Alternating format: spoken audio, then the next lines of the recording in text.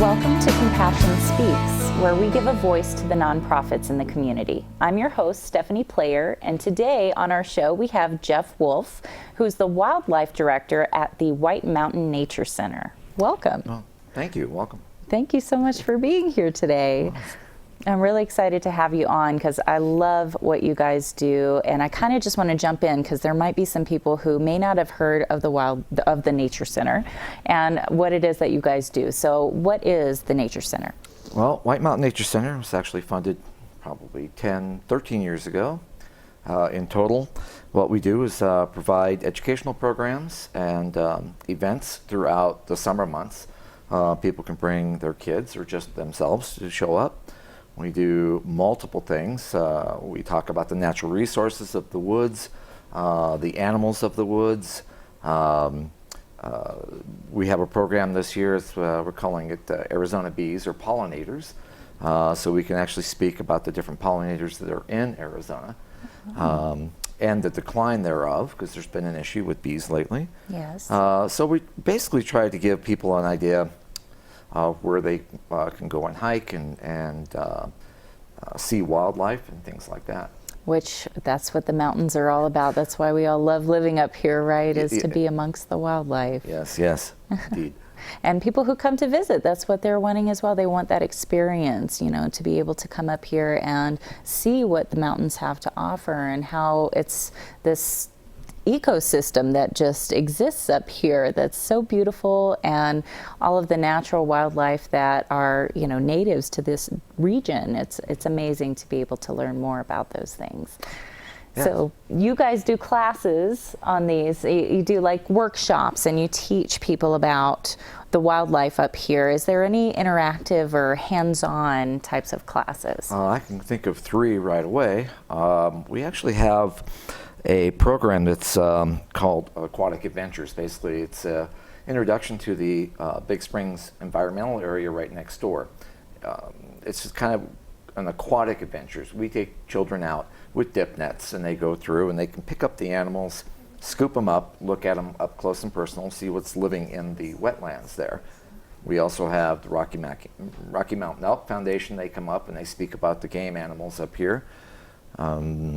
We also have the Wild Spirit Wolf Sanctuary. If you want to get up and close and personal with a real wolf, they come up twice a year. Wow. Where you walk right up, take a picture. It's pretty cool. You learn a lot about wolves that way as well.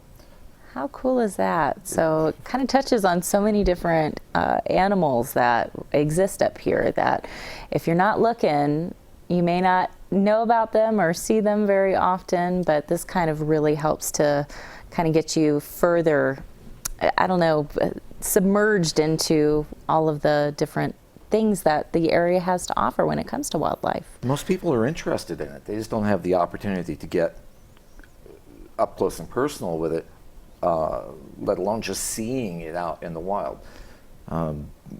The Big Springs environmental area has all sorts of wildlife running around it. We try to make sure that everybody gets a chance to see it. Big Springs environmental area, and it used to be our old, well, actually we still own that land. A lot of people have seen the big green and white tent out by the road. We just recently purchased the land next door to that, so now we have a big building with a lot of land out the back where we can hold our functions. Sometimes it was dependent on weather. Now we don't have to worry about that anymore. Wonderful. Plus, now we're building a wildlife rehab facility out on the back of that property as well. So the rehab facility, what is that specifically for? In all of northern Arizona, there is no wildlife rehab facility where you can get sick or injured, orphaned animals and rehabilitate them and release them back into the wild. Arizona in Williams, Arizona is probably the closest. They have recently become more of a zoo where you can drive through and see the different animals in their habitat. But they still do some rehab. We don't have a true rehab facility in all of northern Arizona. What we want to do, or what we're doing, is building that so that we can get the sick and injured wildlife, do what we can for them, and return them back in the wild, hopefully all within 3 months or a shorter period of time. nobody else does it. Generally speaking, the animals, if they're not considered viable or there's no rehab facility, they usually get euthanized. Oh. So we're trying to Prevent help that. see if we can keep them alive, get them back in the wild. That is amazing. So that's something right now that it's not currently in place. Y'all are doing rehab and some rescues right now, but you need a facility to be able to do this on a bigger scale. Is that what I understand? Correct. We have a woman up here, Susan Taggart, who does raptor rehab mostly. She'll take the eagles and the osprey and the owls and rehab them and do a release. We have somebody up here who does reptile rescue, not so much in the way of release, but they do that. There's nobody up here that does mammal rescue. So pretty much if it has fur and teeth, I want to take it. Yeah. We'll also do the raptors and all the other things as well, but nobody does mammals.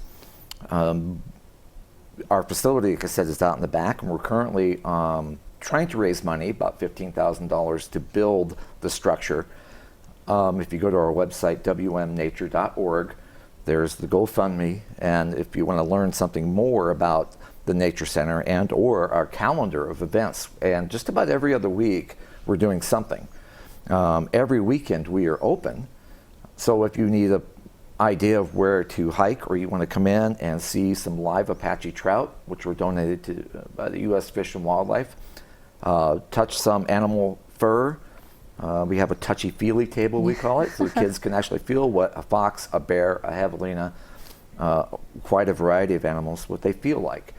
Awesome. We have a red-eared slider turtle in there. His name is Tank. They can come see Tank. We have all sorts of different things that they can do, exhibits, plaques, things to learn, things to read. It's quite a cool place just to visit. And that's besides all our events that we have about every other weekend. That's awesome. So yeah, on the website, and we'll have that on at the end of the segment too, so people can be able to check that out, see your calendar of events, find that GoFundMe page as well. Please. Yes. Well, I want you to share that story that you told me earlier about how you guys were able to rescue a local calf here. Well, wow, goodness, what's today? I was probably Friday. A mother elk who had just given birth to a calf was out by Linden and was struck by a vehicle. It killed her, and the calf was orphaned.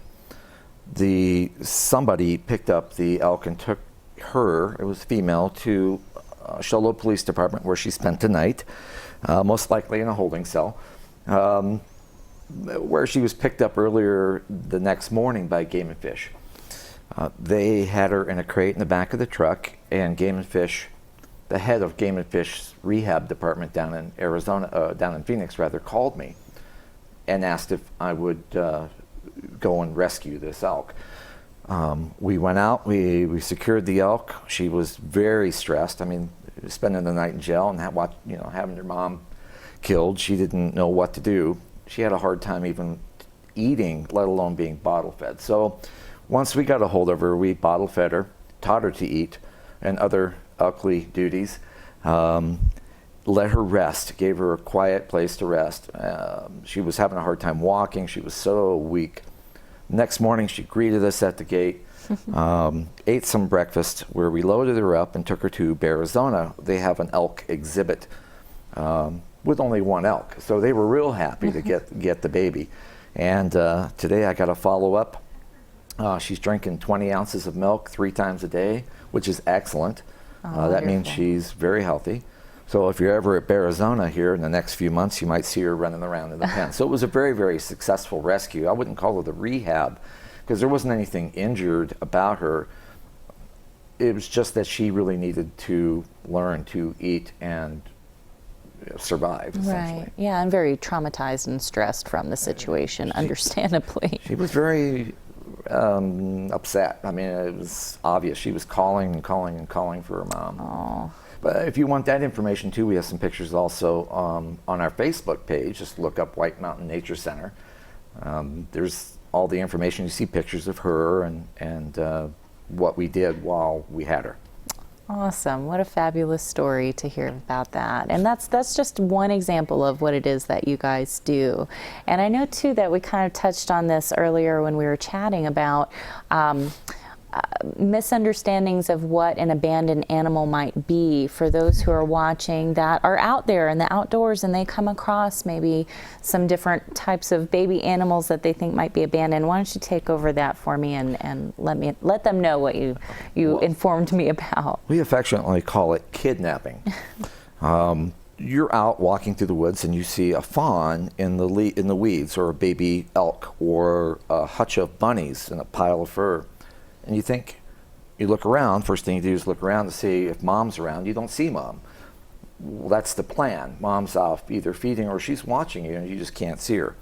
So you think that perhaps this baby's been abandoned. So you snatch it up and you bring it to town, and we end up with it, or somebody ends up with it.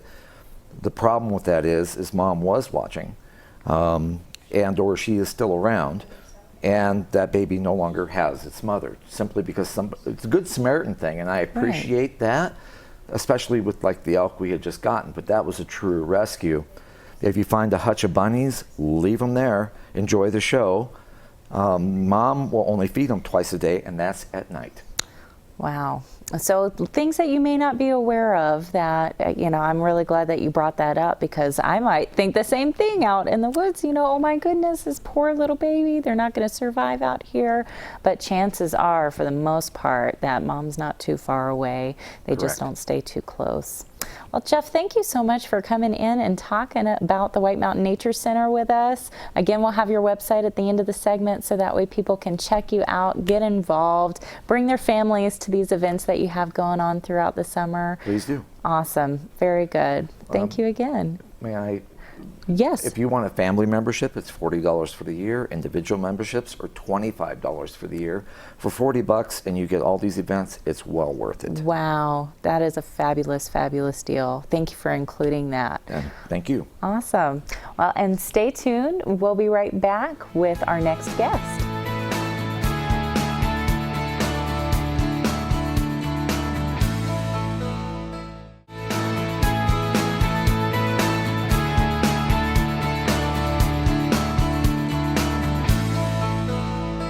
Welcome back to Compassion Speaks. Joining us now is Shasta Van Cleve, Hospice Care Consultant. Welcome. Thank you, Stephanie. Thank you so much for coming, and we're kind of taking a different road with this show now and talking about the benefits of hospice care up here on the mountain. And there may be some people who don't understand what all it is that hospice provides and does for people under their care. Can you give me kind of an overview of what it is that you guys do? Yes, many people think of hospice as a place. But hospice is actually a philosophy of care for patients who have a life-limiting illness.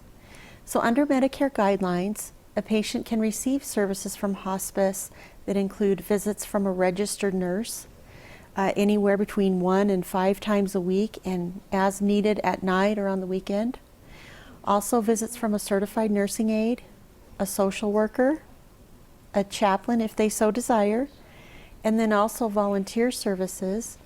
And we provide care in a holistic approach where we're not only providing care for the patient, but also for the family, because they're going through a lot too, and they need support. So it's holistic care. Most of our patients are in their home, and some are in assisted living facilities or skilled nursing facilities. Wow. It's comfort, dignity, quality of life. So amazing. And I personally can relate to this with family members that have gone through hospice care. And what you just mentioned too about it being about the families, it's so integrated into providing support for those loved ones that are alongside their family member that is dealing with this life-threatening illness. And I can't say enough positive things about the experience that my family had with multiple family members that had to go through hospice care. It was what you mentioned too about dignity, being in their own homes, feeling comfort in their own homes while receiving that needed care to help them through those times that they had left. And the families, I can say our family appreciated it so very much, because it was just a personalized experience. You know, it wasn't, I guess, and I'll go over this just very briefly because I don't want to go too much into our own story here, but you know, when you're in a hospital, it's very cold, it's very, you know, there's a different nurse or a different person that you see at every shift, and you can't get to know the same person. Where's that person I saw in the first shift? You know, it's somebody that you connect with, but with hospice care, you see those same faces. You see the same people coming in to provide whatever it is their skill set is to the situation. And it's just so personalized, I guess, is the best way that I can describe it. Well, it truly is the best way. It's tailored to the needs of the patient and the family. Home is the best place to be most of the time. Right. There are occasions where the patient would need some inpatient care, but we do specialize in providing symptom management in the home. And the families just need education, because they want to know what to expect, and they need that reassurance. Yeah, and a lot of support, absolutely. Right. Wonderful. So with this organization, this is Hospice Compassus that you're with, Yes. but there's a foundational aspect to this of people can contribute for some other needs. So tell me a little bit about the White Mountain Hospice Foundation.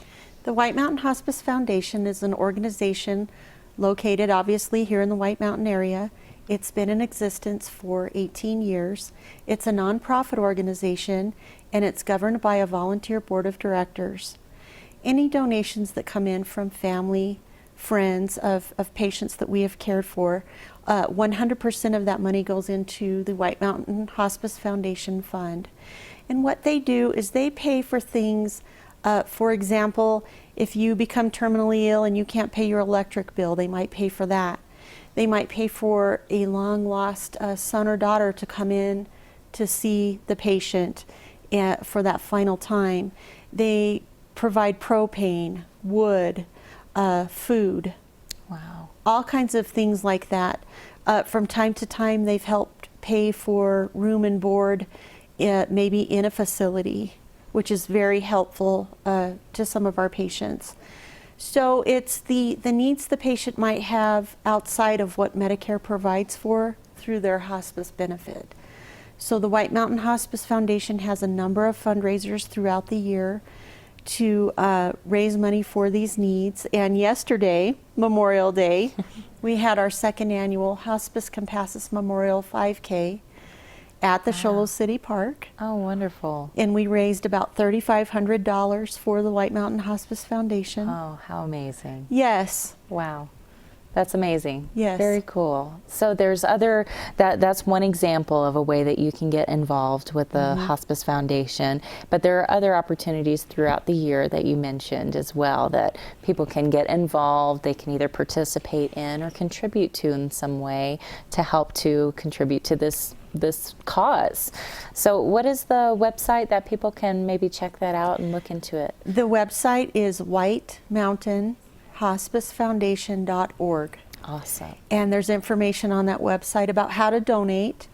And there is another fundraiser coming up in June on Father's Day weekend, the Cohen Golf Tournament, Oh, nice. held in Pine Top Lakeside. Very nice. So yes, go to that website to get more information. We'll have that at the end of the segment as Okay. well, so that way people can check it out and go and see how they would like to get involved. And that's, I think that's something that a lot of people, they don't necessarily know that services like this exist until it comes up in their lives. You know, a lot of times people don't foresee that happening, you know, but it does happen in so many different families that they come across the need of having hospice take care of one of their loved ones. And so from your perspective of working with Hospice Compassus, what would you say most people who have never had the experience of being involved with hospice in the past, what do they need to know about hospice care, and just kind of an overview of how it impacts families? Well, there are many misconceptions about hospice care. And the main thing that we want people to remember is that we want comfort, dignity, quality of life. We want people to live, and we want to be able to keep them comfortable so that they can enjoy the time that they have. Perhaps another misconception is people think that it's just a service for the last week or two of life. And actually, hospice care is designed to come in much sooner, more within the 6-month time frame, maybe even a year. And then we do have people that come off of hospice service because they get better and they no longer meet the criteria set forth by Medicare. So that's always a good thing. Right. But if people will just keep in mind that it's a service, it's a treatment plan, it's care delivered in the home. Amazing. Very nice. Well, what else can you tell us about the White Mountain Hospice Foundation? Is there any additional information that our viewers might find interesting about it? Well, the community has been very supportive of the White Mountain Hospice Foundation over the years, and a number of different organizations in the area have made the foundation the recipient of their own fundraisers. For example, the Deuces Wild Rodeo, I know a number of years have donated the proceeds from the rodeo to the White Mountain Hospice Foundation. Oh, wow. There's also been the Hanging for Hope that has happened a couple of times where the money's been donated. And just various organizations have contributed to that fund. And then, of course, family members and friends of those people that we've lost have contributed. Wow, that's amazing. I've always been astounded at how supportive the community is that we live in up here. You know, we really bind together and come together whenever there's a need to fill. And it's amazing, all of these groups that have these huge events like that, to choose the nonprofits that they do to be recipients of the funds that they raise.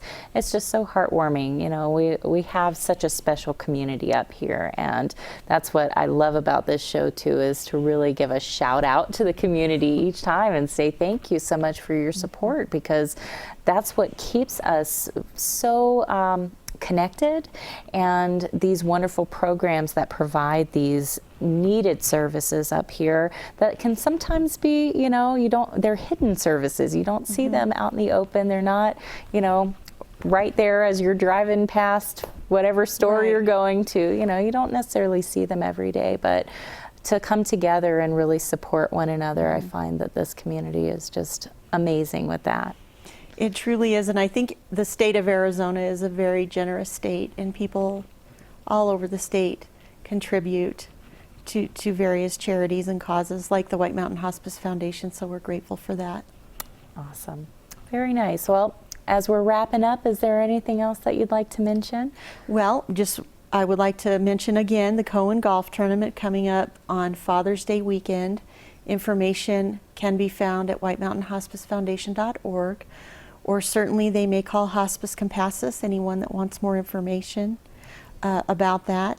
And if a person needs more information about hospice care, they could certainly call Hospice Compassus as well, and we'll provide them with that information. Wonderful. Oh, Shasta, thank you so much for coming and talking about this today. Such an important thing that our community has here that's all locally provided, and I'm glad that we were able to get you on to talk about it. Thank you so much. Thank you. And thank you for joining us today, and be sure to tune in next month to hear Compassion Speak.